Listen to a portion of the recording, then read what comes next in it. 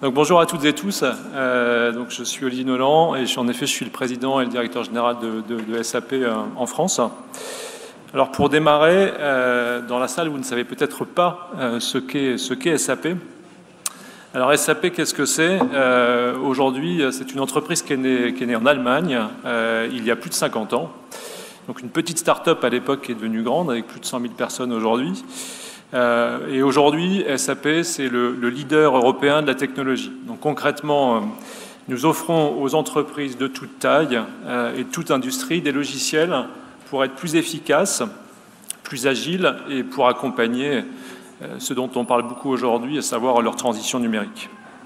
Donc nos clients utilisent aujourd'hui les solutions SAP pour piloter leurs finances, pour gérer leurs opérations, pour optimiser leur impact sur l'environnement. SAP a un rôle dans le bon fonctionnement des entreprises. Sans SAP, Adidas ne peut pas vous livrer vos baskets. Et en France, sans SAP, vous ne pourriez pas vous mettre en relation avec vos médecins via Doctolib. Et pour vous donner un peu une idée de l'importance d'SAP dans le monde, on dit que près de 90% des échanges commerciaux aujourd'hui dans le monde passent par une plateforme SAP.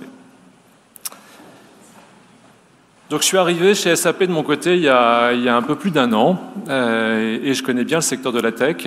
J'ai travaillé dans des entreprises comme HP, comme Microsoft ou encore Salesforce. Et dans ces entreprises, j'ai croisé des personnes brillantes qui m'ont beaucoup appris, qui m'ont formé et qui ont fait ce que je suis aujourd'hui. Alors justement, qui avez-vous en face de vous aujourd'hui? Alors de prime abord, j'ai un profil assez classique. Je suis un homme, cisgenre, blanc. J'ai 52 ans aujourd'hui.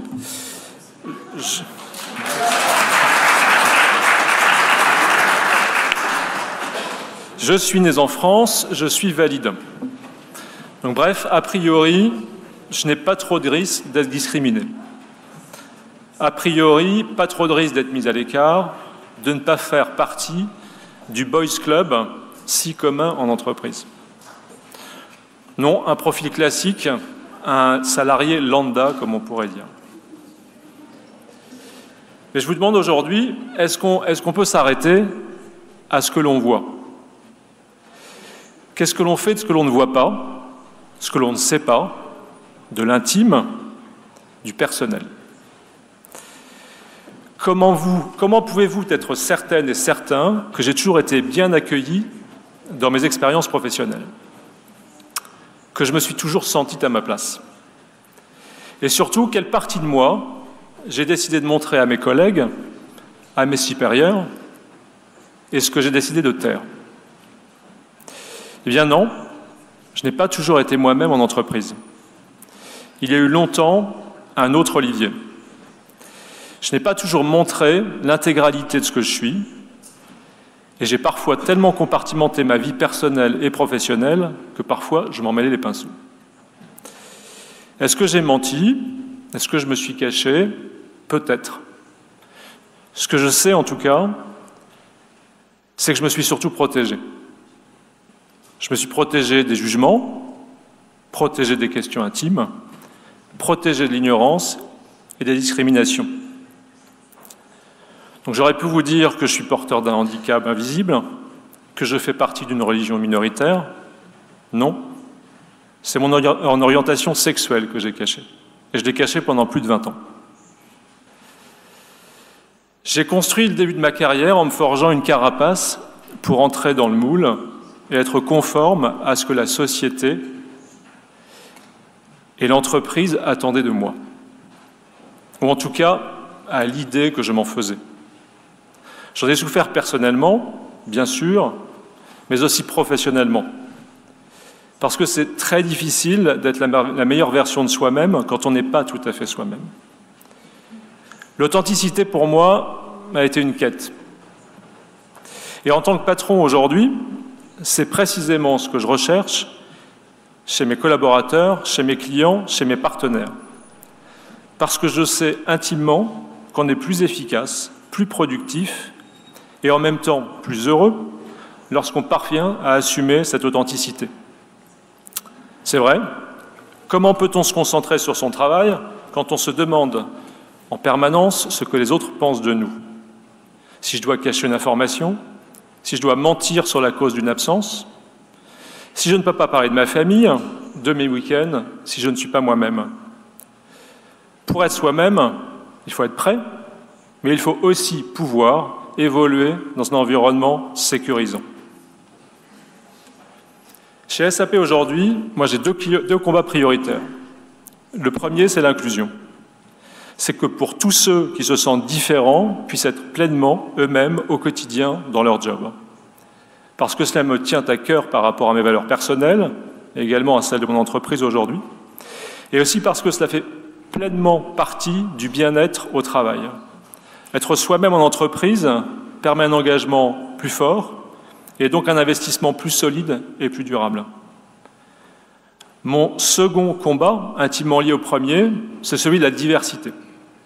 La diversité de genre, d'âge, d'origine sociale, de culture, d'ethnicité, d'orientation sexuelle, de religion, de handicap, bref, la diversité sous toutes ses formes.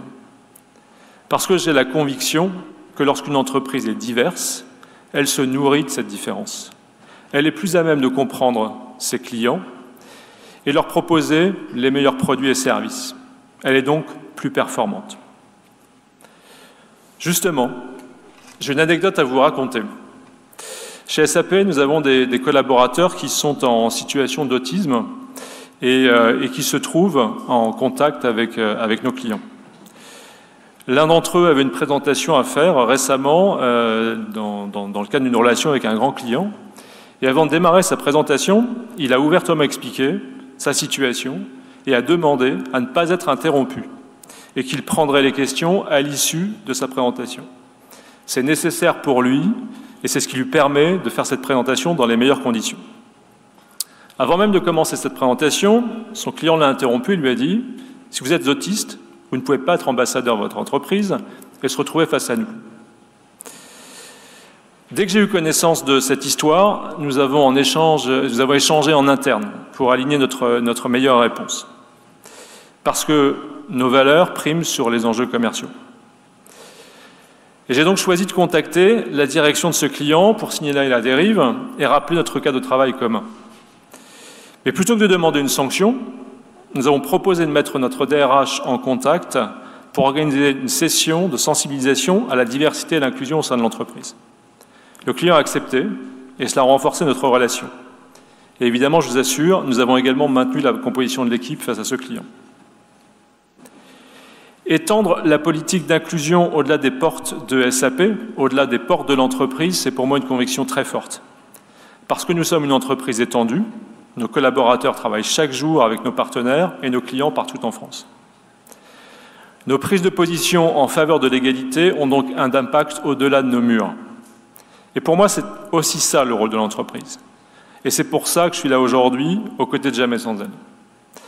L'État ne peut pas tout, les autres ne peuvent pas tout. On l'a vu, nous devons prendre notre part de responsabilité pour que le plus grand nombre trouve sa place dans l'entreprise, dans la société. Pour finir, je vous demanderai une chose, aux jeunes dans la salle et aux professionnels. Prêtez attention aux singularités, aux sensibilités de chacune, de chacun, dans votre vie professionnelle, mais aussi au quotidien, à l'école, dans la rue. Allez plus loin que ce qu'on vous laisse voir. Décelez ce qui fait l'individualité de l'autre. Vous verrez, vous en sortirez grandi. Merci.